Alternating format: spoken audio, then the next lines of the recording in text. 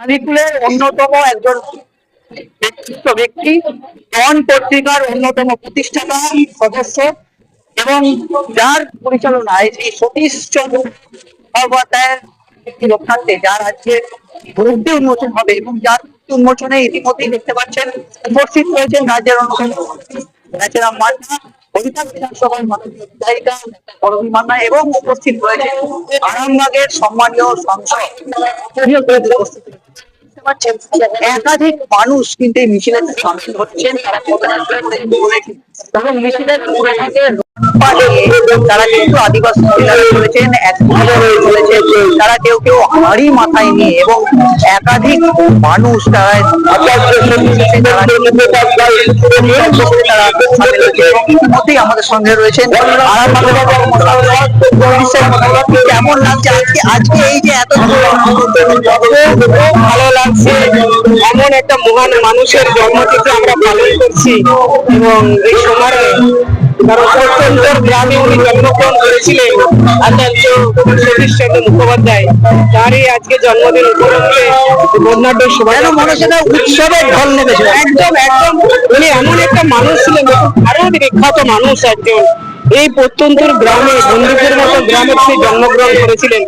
আমাদের একটা বিরাট পাওয়া, ইতিহাসে সমগ্র ভারতবর্ষের ইতিহাসে তিনি ওনার নাম স্বর্ণাক্ষরে লেখা আছে আজ অবধি। আজকে সেই মহান মানুষের জন্মদিনে সামিল হতে পেরে নিজেকে খুব ভালো লাগে।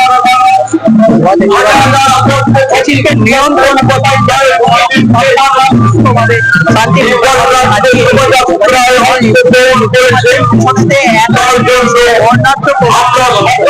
আচার্য সতীশ চন্দ্র যে সবাই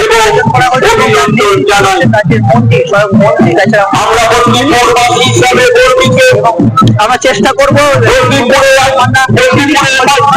সকাল থেকেই একটা জনস্রোত জনপ্লাবন জনস্রোত জনপ্লাবন জন্ম কি বলবেন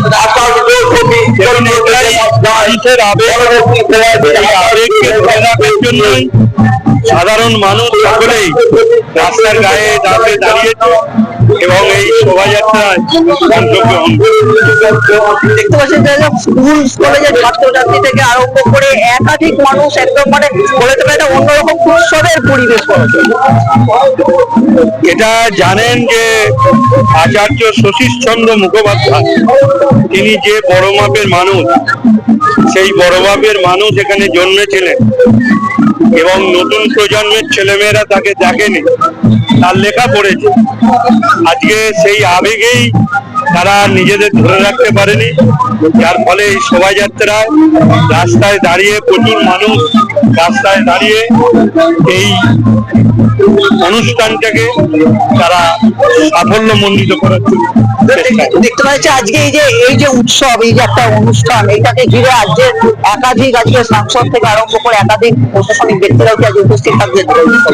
অবশ্যই এখানে আমাদের এমএলএ ডক্টর করবী মান্না, আরামবাগের সাংসদ মিতালি বাগ এবং বিভিন্ন বিশ্ববিদ্যালয়ের উপাচার্য এবং আমাদের যে সতীশচন্দ্র মুখোপাধ্যায়ের যে প্রতিষ্ঠান বাংলার বুকে রয়েছে, সেই সব প্রতিষ্ঠানের কর্মকর্তারাও উপস্থিত। একাধিক মানুষ আরো একবার দেখানোর চেষ্টা করবো যারা প্রায় সবুজ এ নিয়ে সকালে বেটি নিয়ে সতীশ চন্দ্র মুখোপাধ্যায়ের সেই যে লেখা, সেই টুপি তারা স্মৃতিকে বহন করে নিয়ে চলেছেন বলা চলে। এই যে মূর্তি একটা প্রতিরূপ দেখতে পাচ্ছেন, এই মূর্তি প্রতিরূপই কিন্তু আজকে উন্মোচন করা হবে। এবং সর্বোপরি আমার সামনে আমার বয়োজ্যেষ্ঠ মানুষেরা সকলকে আজকের দিনে আমার শ্রদ্ধা প্রণাম ভক্তি জানিয়ে দু চারটে কথা বলবো।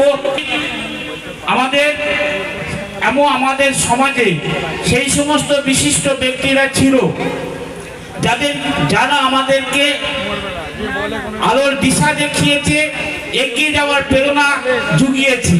সেই মানুষের স্মরণে আজকে আমাদের এখানে উপস্থিতি। আজকে এই বক্তব্য বিশেষ রাখবো না, একটা কথা সব জায়গায় বলি, আজকেও বলবো যে আজকের এই সুন্দর অনুষ্ঠান ক্লান্ত দিনে অলস মনে অতীত যেদিন জানবে মনে, সেদিন যদি নাইবা মনে রয়, আজকে সতীশচন্দ্র মুখোপাধ্যায়ের আবক্ষ মূর্তি উন্মোচন অনুষ্ঠান এনে দেবে মনের পরিচয়। নমস্কার, সকলে ভালো থাকুন। শিক্ষা অর্জনের পেছনে যে মানুষগুলো রয়ে গেছে তাদেরকে হয়তো আমরা এখন সত্যি করে আমরা অর্ধেক লোক জানি না। তো এই যে কাজটা আজকে যে এই উদ্যোগটা নেওয়া হয়েছে, আমার মনে হয় এটা অত্যন্ত ইম্পর্টেন্ট। প্রজন্ম পরের যে প্রজন্ম তারাও যারা জানতে পারে, যারা আমাদের অ্যাকচুয়ালি সাহায্য করেছে আমাদেরকে শিক্ষিত হতে সেই অর্থে, তো তাদের সেই স্বীকৃতিটা আমাদের সবসময় মনে রাখতে হবে।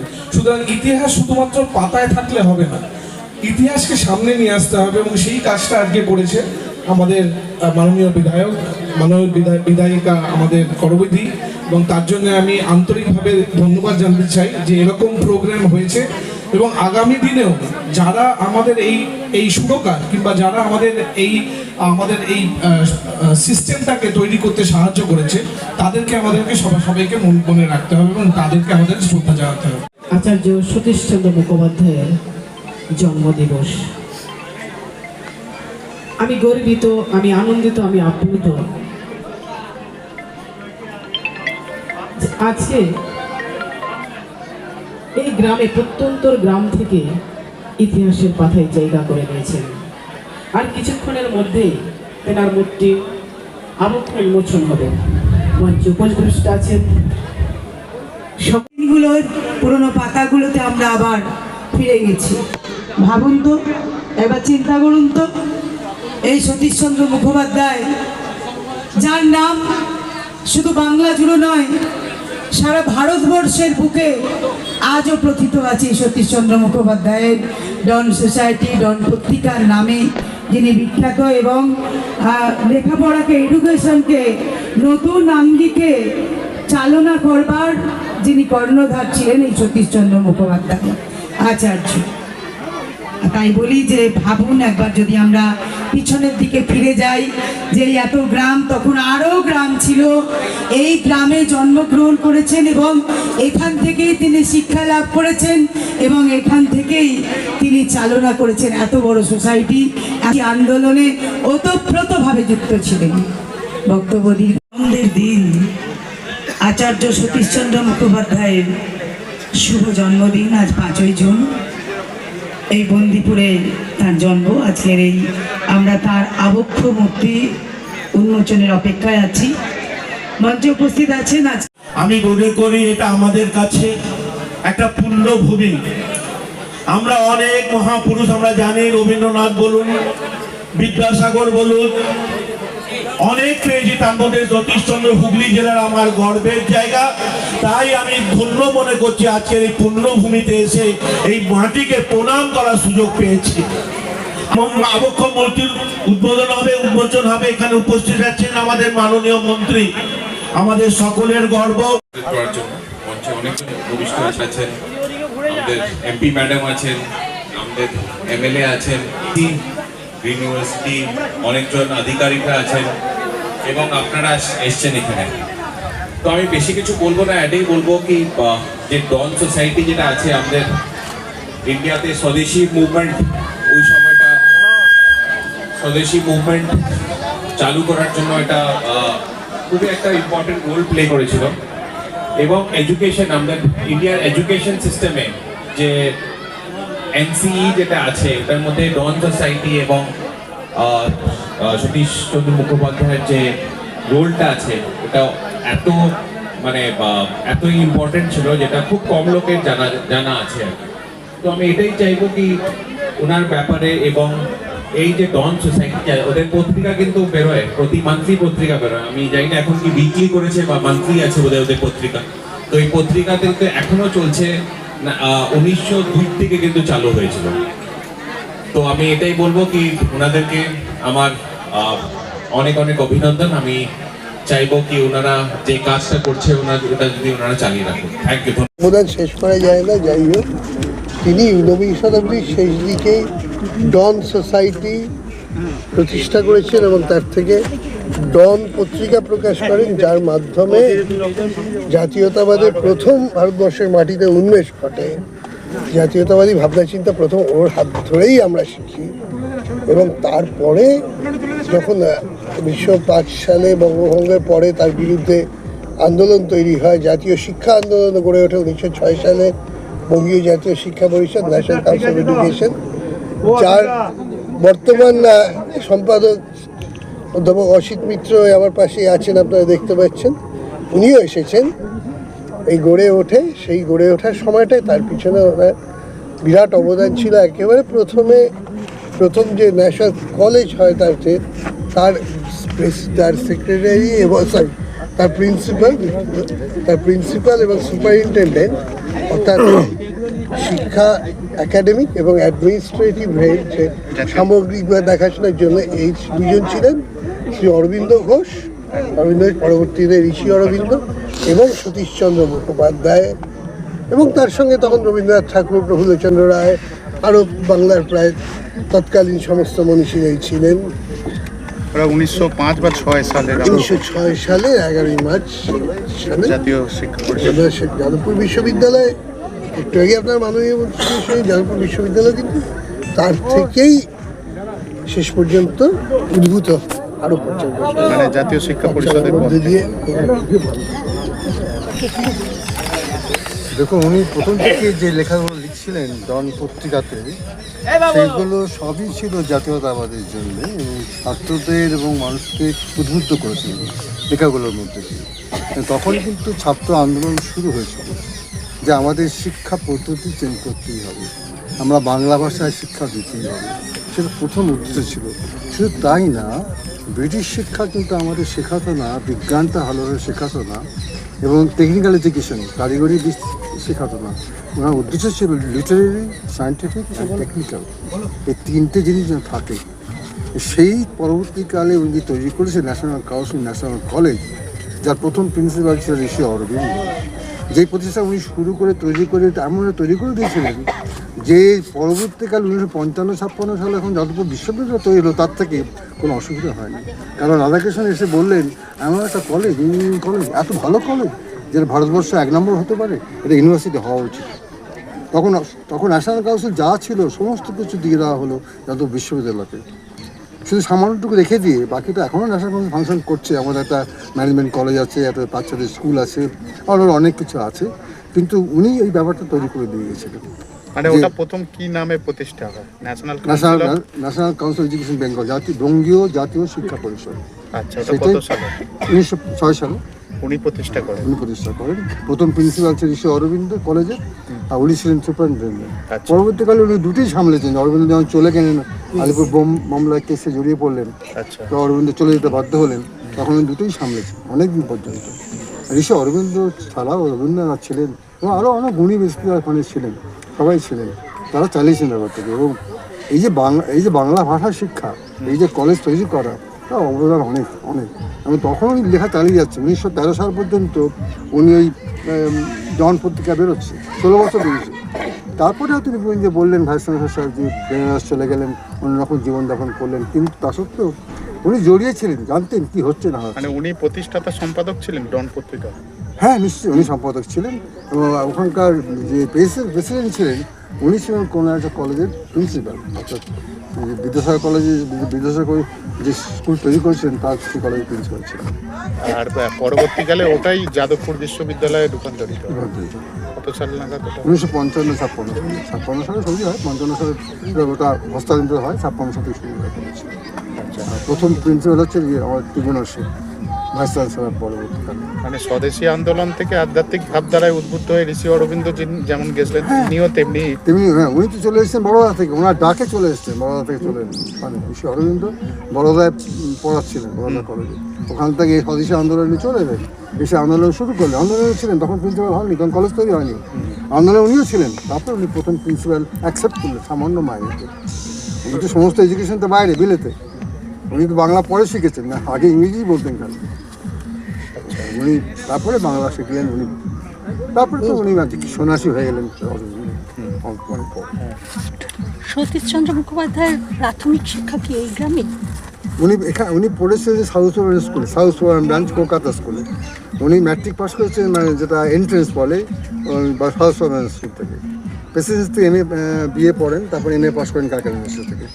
1980 সালে উনি বিএল পাস করেন, ল পাস করেন, কিছুদিন প্র্যাকটিসও করেন। তারপরে ওই সরস্বতী স্কুলে উনি পড়ান আবার 5 বছর। মানে অরবিন্দর ডাকেই কি স্বাধীনতা সংগ্রামে যোগদান করা নাকি? অরবিন্দ ডাকে না, উনি অ্যাকচুয়ালি অরবিন্দ ডাকে না, অরবিন্দকে ডেকে উনি এনেছেন। ঠিক কেম আচ্ছা শরীরচন্দ্র ডেকে পাঠিয়েছেন, আচ্ছা। রবীন্দ্রনাথ ডেকে পাঠিয়েছেন, তুমি এসো এখানে। আচ্ছা উনি ডাকে চলে এসেছে, ওনার মধ্যে ওই আন্দোলনটা ছিল। উনি তো প্রথম দিকে বিপ্লবী ছিলেন, অরবিন্দ প্রথমে সন্ন্যাসী ছিলেন না, জানি। সুতরাং তার ডাকে চলে এসেছেন এবং কাজ করেছেন। খুব কম পয়সার কোনো মাইন্ড করতে হবে। আমাদের ওখানে যখন পড়াতেন যারা, তারা এত বিজ্ঞ, এত প্রতিষ্ঠিত, তারা ওই 100-200 টাকা মাইনে চাকরি করেছে ভাবতে পারেন না, আমরা ভাবতে পারি না। এত অনেকেই হাইলি এডুকেটেড পারসন, অনেকেই এমন সব মানুষ পড়িয়েছেন, রামেশচন্দ্র ত্রিবেদী থেকে আমাকে এমন মানুষ পড়িয়েছেন ইতিহাস, ভূগোল বা ইংরেজি, তাদের কল্পনা করা যায় এখানে পড়াতে পারে। এখনকার মানুষ পড়াবেন না এইসব। স্যার একটু আপনার নাম? আমার নাম অসিত কুমার মিত্র। আমি বহুদিন ভাস্কর তো আমার ছাত্র সঙ্গে, আমার বয়স অনেক, আমার বয়স 86। আমি বিশ্ববিদ্যালয়ে পড়াশোনা করেছি, চাকরি করেছি, তারপরে এখন অনেক জায়গায় চাকরি করেছি। আমি ন্যাশনাল কাউন্সিলে এখন জেনারেল সেক্রেটারি। আচ্ছা খুব ভালো লাগলো এখানে এসে, খুব ভালো লাগলো। দেরিতে করাটা আমাদের খুব অপরাধ, তার কারণ উনি যে বাপের মানুষ, তাতে অনেক আগেই করা উচিত ছিল। আমরা তবুও দেরিতে হলো, আমরা একটা গ্রামের, এই গ্রাম তার জন্মস্থান বন্দিপুর, তার স্মৃতি আমরা রাখতে পেরেছি। ভারতবর্ষের স্বাধীনতা আন্দোলনে তার যেরকম স্মৃতি, পরাধীন ভারতবর্ষের সাধারণ মানুষকে শিক্ষিত করার যে তার উদ্দেশ্য, যা প্রয়াস, তা আজ ইতিহাসে বর্ণিত রয়েছে। সেই ইতিহাসকে নতুন প্রজন্মের ছেলে মেয়েদের কাছে তুলে ধরার জন্য এবং আচার্য সতীশচন্দ্র কে, তার কার্যধারা কী, এটা তুলে ধরার জন্যই আমাদের দেরিতে হলো এই পদক্ষেপ।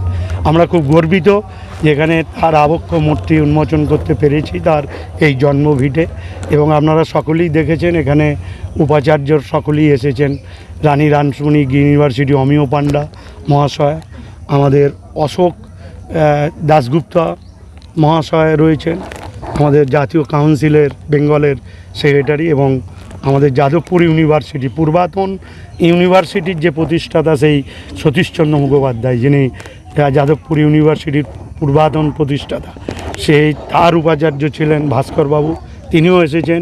এখানে ডিএম, এসপি, সকল জনপ্রতিনিধি এবং বিশিষ্ট মানুষজন সকলেই উপস্থিত হয়েছেন। এবং সবচেয়ে বড় কথা, গ্রামের মানুষ একটা স্বতঃস্ফূর্ততার উৎসব হিসেবে এটাকে ধরে নিয়েছে।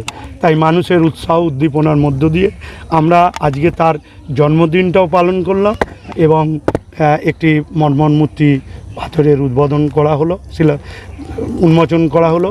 এবং এই যে জায়গাটা আছে, এই জায়গাটাই তার জন্মভিটা।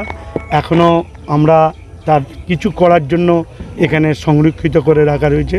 তাই আমাদের অশোকবাবু এসেছেন জাতীয় এডুকেশন কাউন্সিলের হিসেবে, যদি এখানে কিছু করা যায়, তাকেও যেরকম আবেদন করব, আমরাও এমএলএ এমপি, আমরা মন্ত্রীরা যারা রয়েছি, এখানেও যদি কোনো কিছু করে দেওয়া যায়, সেটা স্মৃতি রক্ষার্থে আমরা মিউজিয়াম বা এই জাতীয় কিছু প্রস্তাব পক্ষ থেকে, মিউজিয়াম বা অন্য কিছু পরাধীন ভারত ভূমিকা ছিল।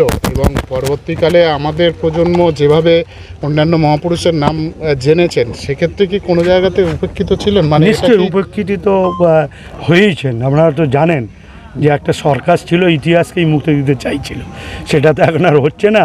আমরা ইতিহাসকে মাটি থেকে তোলার চেষ্টা করছি। এবারে রাজ্যের মুখ্যমন্ত্রী অগ্রণী ভূমিকা গ্রহণ করছে। হরিপালের বুকে অনেক মন্দির আছে, তার কি একটা একটা করে নিশ্চয়ই এখানে শারদাচরণ মুখোপাধ্যায়, তিনি এখানে প্রথম বাঙালি বিচারক আমাদের হরিপাল। এখানে প্যারিচাঁদ মিত্র, আলালের ঘরের দুলাল লেখা, যাকে টনি ঠাকুর বলা হতো। তারপরে এখানে গিরিশচন্দ্র ঘোষ, তারও জন্মস্থান নিয়ে বিতর্ক থাকলো। আমরা হরিপাল ঘোষপাড়ার তিনি বাসিন্দা। এবং অতুল্য ঘোষ, ধরানাথ ভট্টাচার্য, অসীমা মুখোপাধ্যায়, প্রথম মহিলা বিজ্ঞানী, এই হরিপালেই ভাই। আমরা আস্তে আস্তে এগুলোকে খুঁজে বার করছি, করে তাদের স্মৃতির উদ্দেশ্যে এগুলো করার চেষ্টা করছি। তার অবদান একটু যদি খুব সংক্ষেপে একটু বলেন, যে কি প্রতিষ্ঠা করেছিলেন, কি